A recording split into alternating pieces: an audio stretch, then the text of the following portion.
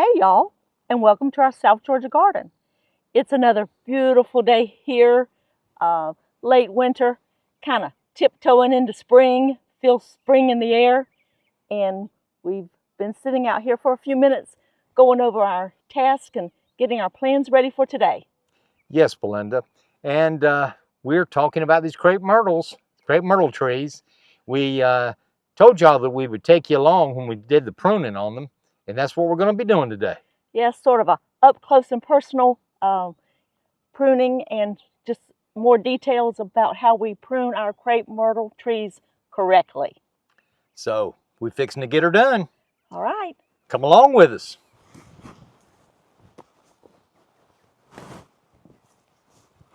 I think we're ready to get started. So here at our lake bench, we do have 3 Sioux. This first one is the largest. Past the bench is the medium-sized one. And then behind the bench is a smaller Sioux crepe myrtle. They all are multi-stem, and we're going to kind of look at them and assess which one we're going to start the pruning on to demonstrate for you all. Well, Mark, I think we decided after we assessed the 3 sisters here of these Sioux crepe myrtles that we're going to kind of start with this medium one because we did see a bit of damage here on this one main trunk. You can see where it's really split coming off, and we were seeing that we had several large stems in the middle, and we know we want to not have things crossing in the middle. So we're going to address this problem of a trunk splitting and it being too congested in the middle. So I'm going to take this down a little bit, the way we do, a little bit at a time. Yes, so right, that way it won't have as much pressure at that split. You're getting off some of that weight from the top. Yes, but I want to be particular here where this is split. We want to be real precise and particular, so go ahead and take off a little bit more of that So I'm weight. going to take off a little bit more. And we find if we just take a little bit off at the time, it's not as much for you to handle. Your pieces are smaller when you're finished, and you're not as likely to do damage where you want your precise cut to be. Correct. So this is where we notice that where these forked, they are starting to split. So I'm going to come in and take this one off here. Okay, so you're close to that trunk so that you're trying not to leave just a long nub sticking out. Or some people say a collar. Yeah, so you're close to where that collar would have been. You've left the collar and you cut at an angle. Correct. Okay. So now that we've got that big piece out of the center, we'll start moving up and deciding what we want as far as some of these others that are in the center. Okay. And as everyone can see, we did not do any fall pruning on this. We've left the seed heads are still there, and it's just in its natural state right now. According to the species, and we know these Sioux will get it 20 feet high. So yes, you're not going to reach 20 feet high to be cutting your seed heads off. And these seed heads will fall off as you see them falling as I'm touching them. They'll fall off naturally. And once they all fall off, then it'll start budding out and put out new growth. Right. So you don't necessarily have to take the seed heads off of crepe myrtles. Okay. All right, so I'm just going to continue moving up. I see this one is reaching over here, so I'm going to take this one off. It's aiming towards the center, so you're taking it off at that collar. Correct. Right above the collar. Let me just kind of zoom in on that to show that. So you didn't really leave a stub sticking out. You just went down about an inch out from the collar. Correct. Okay. And these little spindly pieces. Little spindly twigs that are reaching into the middle. Those are, if you can reach them, of course, once you get up to a certain height, you can't reach them. So you just leave them. Right. But if you can reach them, reach in and just take that interior growth off. So really on this sort of medium-sized Sue that we have here, we're showing how you would begin your pruning to get it set up for good growth in years to come. Absolutely. Here's another example of one that's growing into the middle and rubbing against this trunk on this side. Right. So basically this is a 4-trunk specimen. Yes. 4 nice trunks. So we're going to keep all 4 trunks, and we're trying to clear out some of that center so it has good air circulation, any crossing, or any dead that we would see. Yes. Okay. So the plan here is just to continue moving around and taking these small spindly pieces off.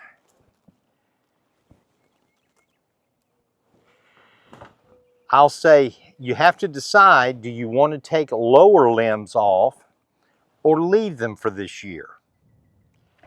And since we're kind of saying we want this to give some shade to this bench while it's young, we'd still like some shade from it. So for me, I would like to leave that one to give some shade and blooms, but just get rid of those spindly ones around it. Keep the part that's at least pencil size or larger. You're kind of looking to see where a bud is also, like you sort of like you would do on a rose, or you see where there's a little or a hydrangea. Or a hydrangea. Got a little bud here. Little bud, little swelling, a growth point, a nodule. Yes. We're kind of going down to that. Okay? So even though that's a small little branch there, you didn't leave it so long, so if it has some new growth on it, it's not flopping way out. Correct. Okay? And it's at least about pencil size. Yes. Okay?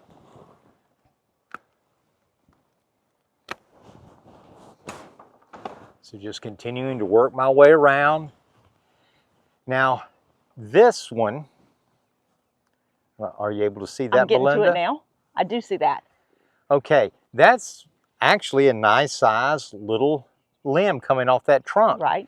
But look where it's growing. Oh, yeah. It's growing right into that 4th trunk there, isn't it? So if we let this grow, it's going to be rubbing and growing into these others. So the best thing to do... Take it back to the trunk. There you go. Okay, I'm looking at these. Yes, definitely. Right, since basically because they're small. Yeah, they weren't even 1/4 inch round, not even a pencil size. Okay, so we've sort of taken care of the bottom. Now we're working our way up. Okay. Kind of shoulder height. Getting off any of those little spindlies. Any nubs that might have been left from last year. Yeah, now what about that one, Mark? This one? Yes. Well, this is where... Yeah. This is where you have to decide on this one. This is a small, where this wide out, this is the larger part. So we have to decide. Now this one is not crossing anything here. Right. But it is up top. Mm-hmm. So we can come down and reduce the size on this one. Yes.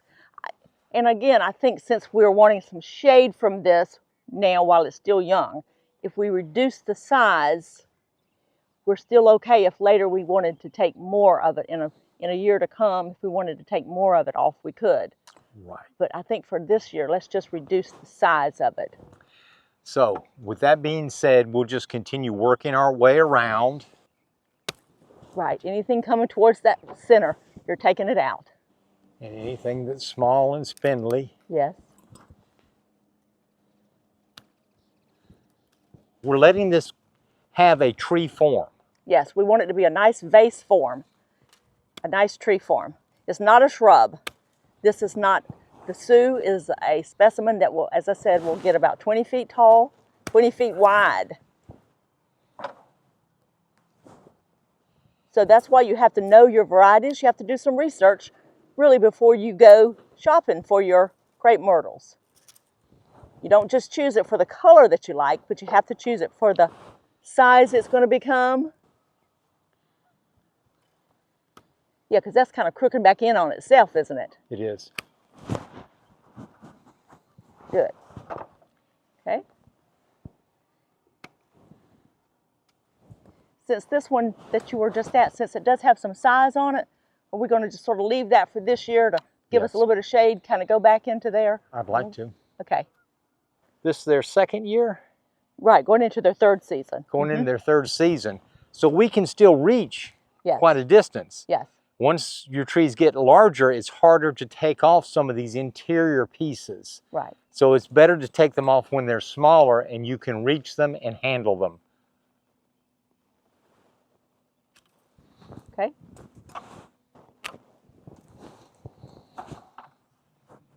And then some of that taller, we're just going to kind of leave it and let it be natural and just see what it does this year, if it's not growing towards the center. Yes, and as you can see, we've pretty much finished this trunk that's coming up. Yeah. Okay. Now we're going to continue working our way around. All right, so Mark, I do still see that you had one that you were thinking about, and it's going really tall, but it's so spindly, isn't it, still? Yes, and when you look at this trunk, it comes up and then it gets smaller. Leaving about a pencil size is fine. Okay. You definitely don't want to cut into something as big around as your thumb. Right, that's a nice trunk. If it's as big as your thumb, you don't want to cut into that now. So going up and cutting this smaller piece at the top will allow growth to come out from that, and that can support the growth. Right. So things that are less than a pencil size, you can take them off just to shape up your tree and start controlling the design, the shape of it. Yes. But once it gets more than a pencil size, and definitely your size of your thumb, you don't really want to cut that off unless it's creating a problem. If it's rubbing, going into the middle, or creating a problem. And as this one that we took off in the very beginning, it was damaged. It's definitely as big around as my thumb, but it was splitting off of this trunk. It was splitting as well as going into the middle. And going into the middle. So we eliminated two problems. Yes. But we did take off a larger trunk than what we would like to. Right. Only because it was creating a problem. Correct. So we eliminated the problem. Yes. Okay. So in coming around, this is fine. It's not creating a problem, but yes, can this support the weight of the flowers out here? I mean, obviously it did last year. Right, but this year it'll put on new growth, so yes, it could be a problem again. So let's take it back. Okay. Yeah, now I see you've got two branches.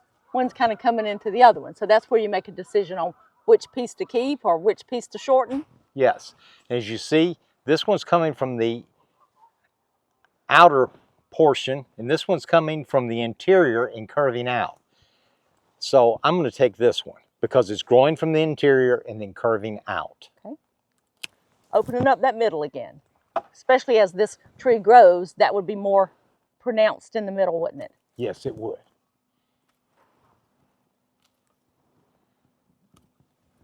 Okay.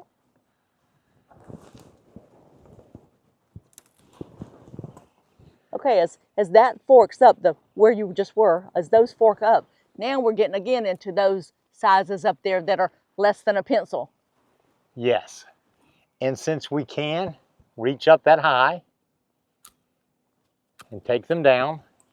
Now this one that forks, we could say take off one of the forks, but I'm saying it's up so high that I may just leave that. And they're facing away from the center.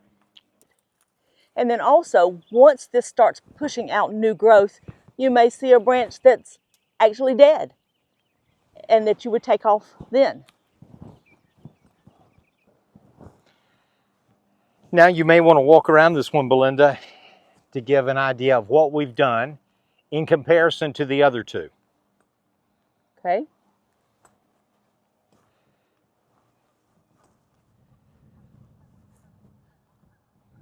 So in our trimming of this one, because it was such a young tree and had not grown so tall, when we did our cutbacks to at least pencil size, we did, in effect, take off all the seed pods then.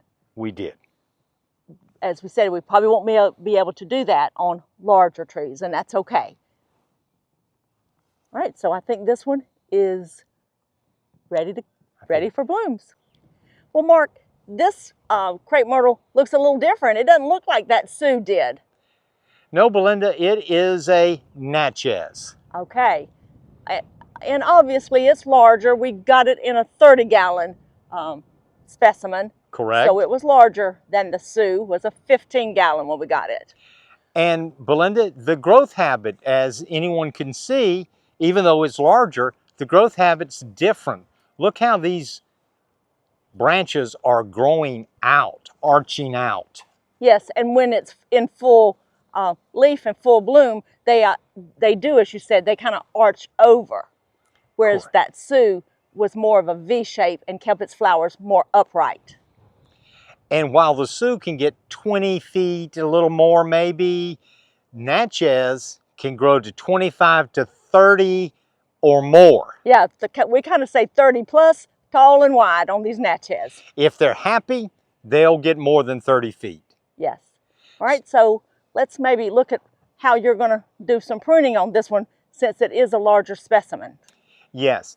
Again, I want to mention that you look for dead, diseased, or damaged limbs to prune, any that are crossing, or any that are just growing into the center. Yes. And of course, the little spindly ones that we took off on the Sue will come off on this one as well. All right, so all those little spindly ones, most things that are less than a pencil size will come off. And then can you kind of show which ones you think are really growing in that center that you're going to take off? Yes. This yes. one definitely. Even though it's larger than a pencil, it's in that center. It's in the center. So you're going to take it all the way back to the main trunk. Definitely. Okay? Because if you just cut it off halfway, it would sprout in there. It would start blooming and have leaves and blooms and everything. Absolutely. Okay? So that one will come out, and then we'll just move around and look at any of these in the center that need to come out. I'll point to one that's kind of high. Okay, I'm gonna see if, let me catch up with you. Yep. Okay. Uh-huh. So this one goes up, and this is a nice size branch coming off, but look how it's growing right, arching back into the center. Well, I want this one to arch outward, so I'll take this down. Down to that main trunk. Down to the main trunk, but look where I'm reaching. Yep, you can barely reach up there. Exactly. Okay. But you will take it down to the main trunk there. Down to the main trunk. Right. So it's not a nub sticking off, and it's not crepe murdered. Correct. All right. So we'll work on this one and maybe film it as we're doing it, fast forward it, and then we'll show you the results when we're finished. Yes.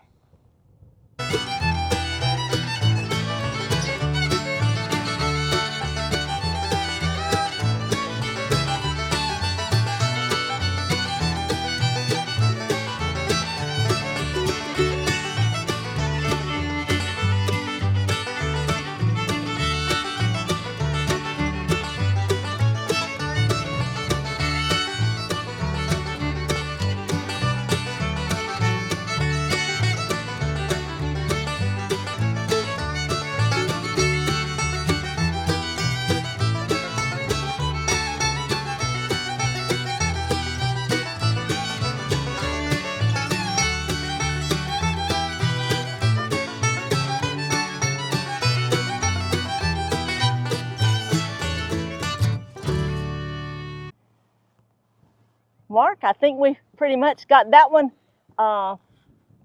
pruned in a healthy style. Didn't crepe murder it.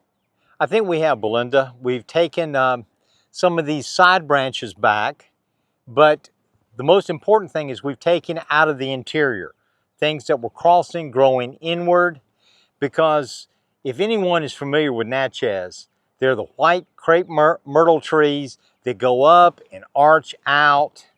And that's what we want this tree to do. Grow it as natural as it can. You see, we left some seed heads on. Yeah, I see. There were some places you didn't even touch. You didn't even prune way up there, up above where those seed heads are. And they're already about 15, 18 feet tall, some of them. Some of them. And, you know, a tree that gets this big, eventually you can't reach up that high. So you just leave it the way we've left this one. Yes. And it grows differently, of course, than the Sioux. We've already mentioned that. So I think we've got this in a good habit. Nothing's crossing, nothing's rubbing. Of course, as with anything, we'll assess it as the season goes on. Good airflow in the center, nothing's growing towards the center. Exactly. I think it's set for some good spring growth and flowering during the summer. And we planted it in an appropriate site. Yes, so nothing to block it, no reason to have to prune it down or crepe murder it. So we have done it, pruned it well, and to keep it healthy. Okay, yes. On to the next one. Okay. Well, Belinda, I see we're here in front of the barn in the Barney Garden, and this is another crepe myrtle.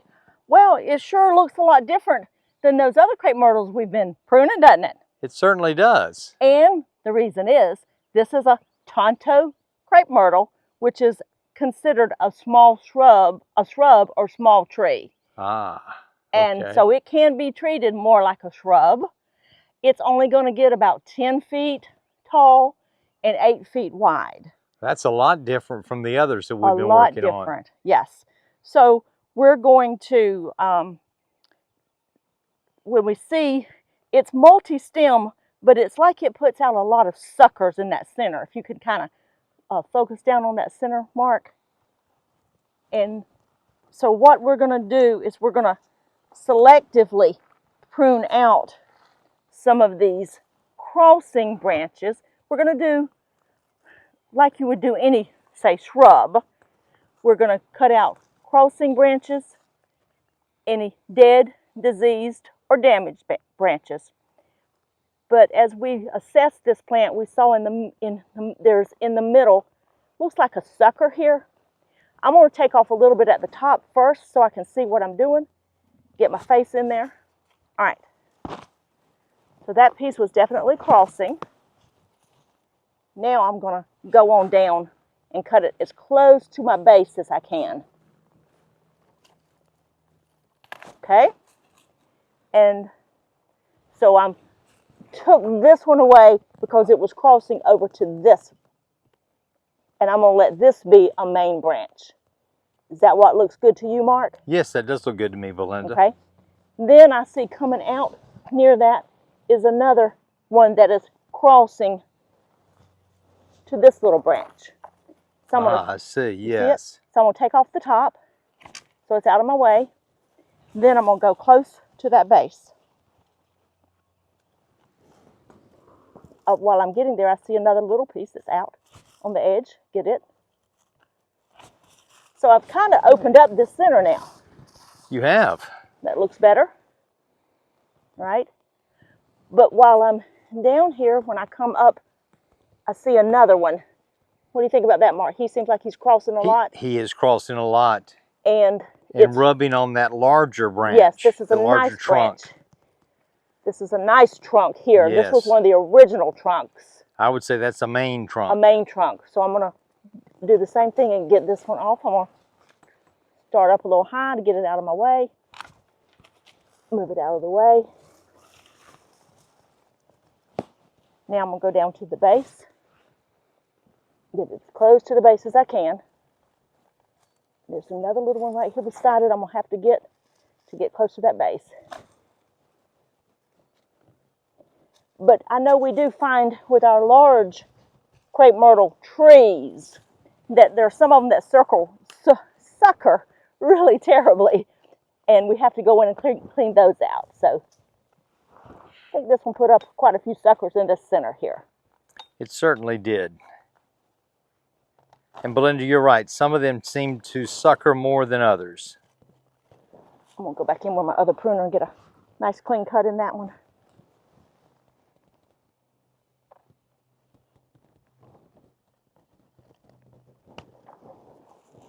Okay. All right, that's looking good. Now, see another one right here, Mark, crossing up behind this one. Yes, I do. I'm going to go in and get that one. Take off a little bit at the top.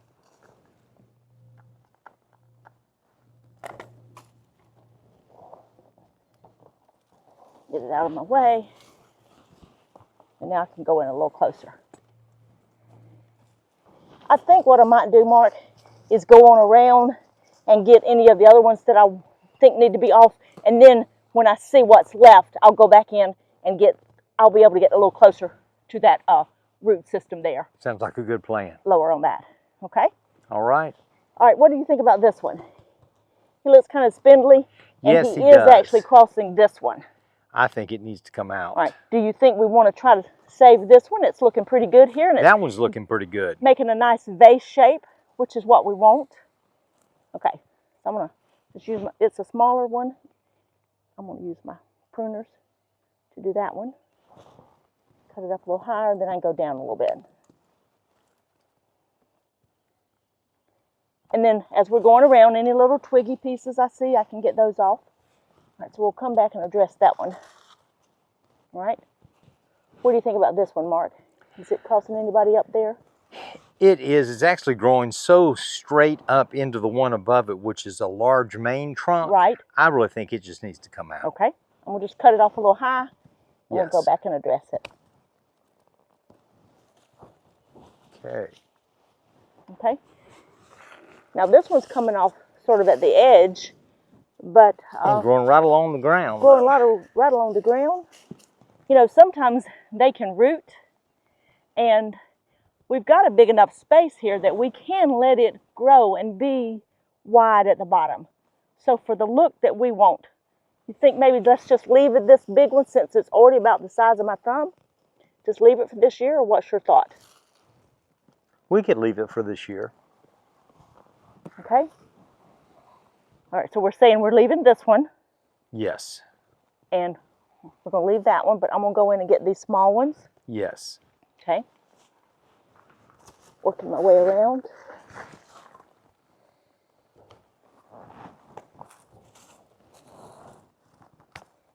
This one also? I think so. Okay, I'm going to go lower after I get them sort of pruned back.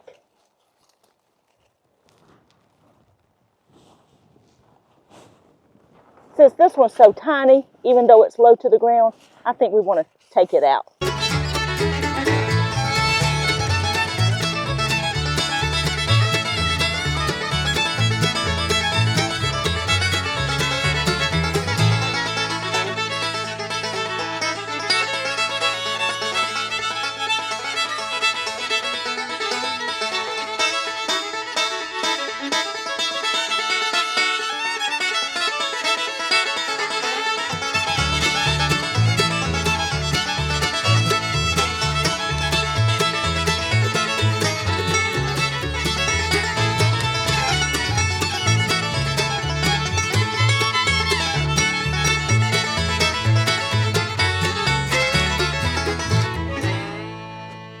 Okay, we finished getting this Tonto Crape Myrtle pruned, and as you can see, it's more of a shrub shape because it is a dwarf crepe myrtle, which can be kept as a small tree or shrub. Okay, Belinda, here we are at the crepe myrtle tree that was here when we bought the house. Yes, we'll re-show a picture of that, what it looked like when we bought the house. We had no idea it had been crepe murdered this horribly. No, we didn't.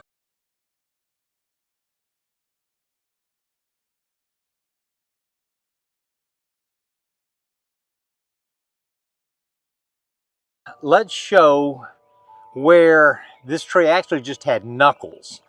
Yes, in here where the first year when we saw how badly it was done, had been crepe murdered, you went in and sawed off that big knuckle that was here, protruding here. And you did a nice cut there.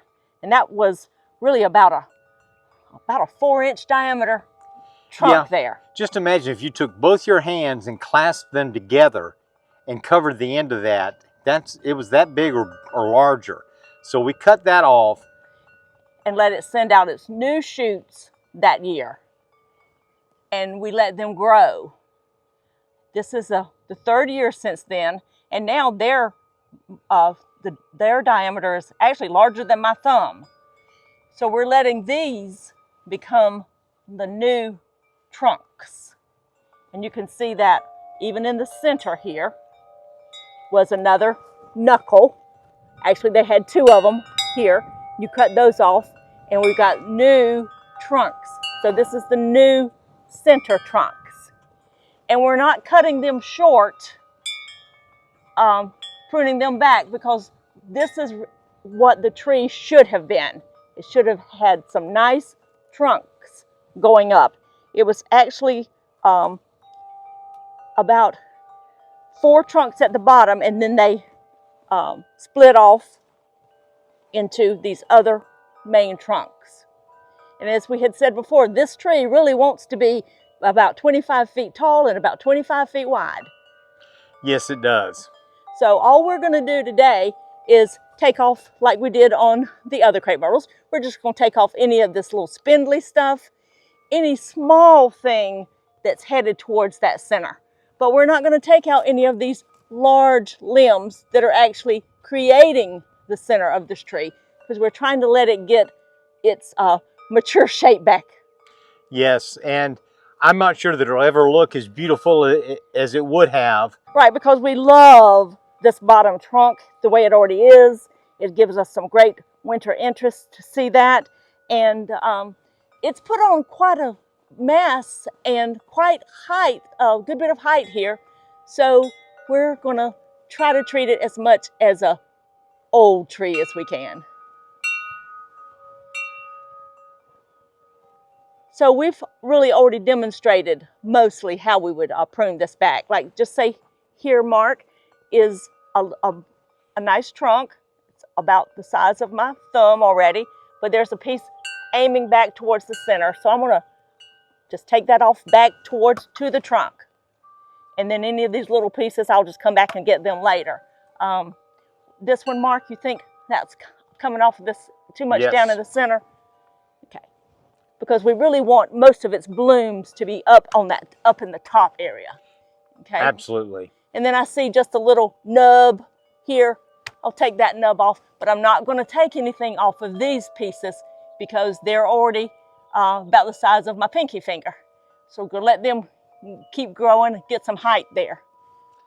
So Belinda, we're just going to continue working on this the way we've worked on the others. Yes, just getting off those little spindlies and any of those small pieces that might be growing to the center, but we're not going to do any cutting back on these large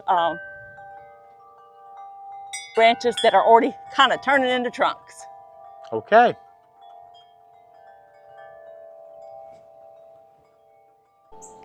Mark, we had a nice day out in the garden today, didn't we? Yes, we did, Belinda. And I think, as you said earlier, spring is tiptoeing in. It is, and we're getting a little breeze this afternoon. I'm hearing the chimes and seeing the plants kind of swaying in the breeze. So it's a nice afternoon on the porch. Certainly is. And the Georgia blue sky's got some white clouds in it now, but it's still been a beautiful day. It's beautiful out. And I think we were letting everyone know that when you are purchasing a crepe myrtle, you need to do a little research and find the type of crepe myrtle that's going to fit your space so that you don't have to ever crepe murder your crepe myrtle tree. So true, Belinda. We've been at nurseries before where people were asking about, they just wanted to buy a crepe myrtle tree. But remember that just because it's a crepe myrtle tree, there are different sizes of crepe myrtle trees. There are large ones, there are intermediate sized ones, there are shrub and small tree ones, and there are even compact ones that grow just the size of a small shrub. Yes, and we showed you 3 different varieties and sizes, the ones that we did our pruning on today. The tallest or the largest size variety that we have was that Natchez, right? Yes, Natchez is the largest we have. And that wasn't even our largest Natchez. No. That we tried to show you one that's still kind of in its baby stage, one that we are trying to make sure that the trunks are being maintained well. Yes.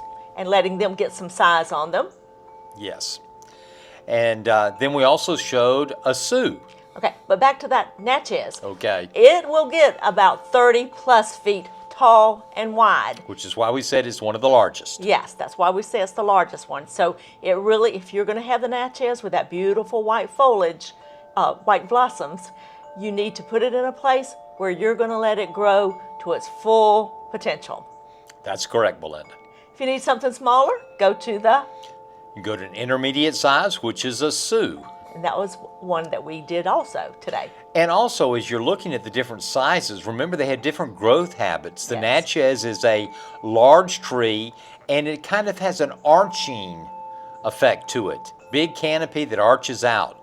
The Sioux grows as an upright tree, more of a vase shape. Yes, it kind of holds its blooms erect more at the top of the tree, along the top of the stems. And its branches don't tend to arch out the way the Natchez does. Right. And then we showed you our smallest variety that we have, which is the Tonto. Right. And Tonto is considered one that was for a small landscape, a small garden, a patio garden, because it only gets what, Belinda? Usually about maybe 10 feet tall and about 8 feet wide. Right. And you can kind of keep it pruned more like you would a large shrub. That's true. People get into trouble when they put a Natchez or a Sioux, something that's a little larger, right up next to a house or under the eave of something or under a power line, and then it has to be cut back drastically year after year, and it just doesn't add to the beauty of the tree. Which is what we kind of had to show you, unfortunately, to the crepe myrtle tree right off our porch. Which we believe is the old-fashioned watermelon variety. Yeah. And it had been crepe murdered year after year, and we showed you how we're trying to deal with that. Yes, in its natural state, it would have liked to be at least 25 feet tall and wide. Yes. And it's just too close to the corner of the house and the porch. It is. So whoever plants those plants close to, if you ended up with a house and there was a crepe myrtle tree planted that close and it's a big one, you may have to do what we're doing. But if you're buying a tree and planting it, consider the size, consider the location, buy the appropriate size tree for the location in your particular garden. Yes, and that way you can maintain it, and actually, if you get the appropriate size, once it's to its pretty much full size, you really won't even have to prune it each year. You really don't have to.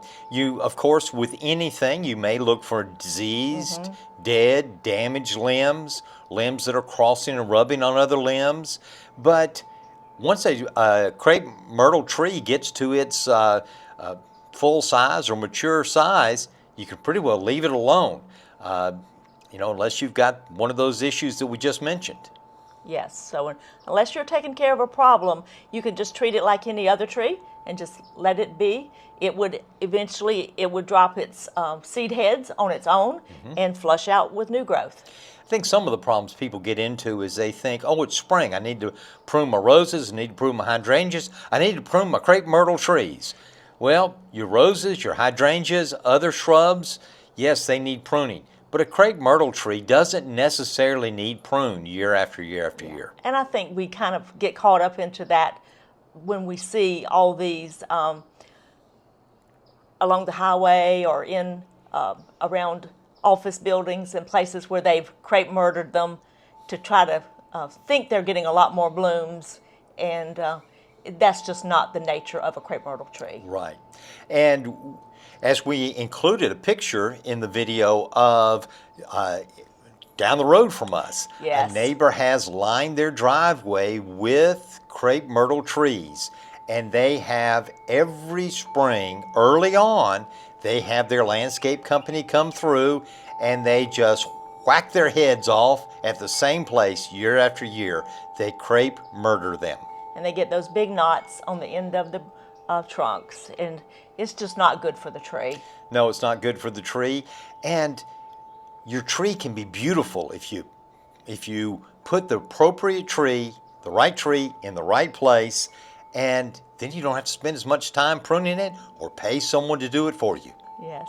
So we hope that we gave you enough information and that we gave more details in this so that you will feel comfortable to prune your crepe myrtle tree if it needs it, to prune it appropriately.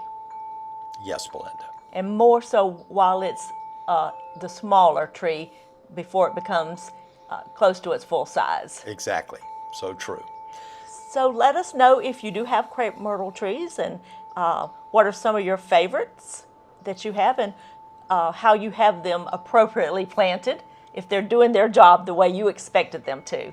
Or if you're shopping for a crepe myrtle tree, let us know what you're looking for. Yes. We're always interested in finding out what other people are planting, and there are so many different varieties. And if you're considering something and you don't know what to consider, go to the U.S. or the National Arboretum website, and they have a page on crepe myrtle Yes. trees, and they list their sizes and their flower colors and their growth habits. That might be a place to start if you're considering buying one of these beautiful trees. And if you're ever near Washington, D.C., be sure you go visit the National Arboretum. Absolutely. It's gorgeous. Well, Belinda, I think as we're seeing the sun starting to dip below those South Georgia pines, it might be time to sip a little sweet tea. Sounds delicious. Cheers from our South Georgia garden.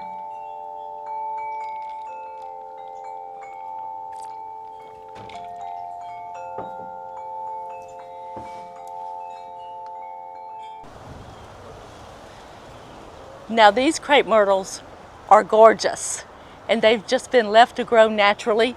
They haven't been pruned back. They surely haven't been crepe murdered. They are gorgeous.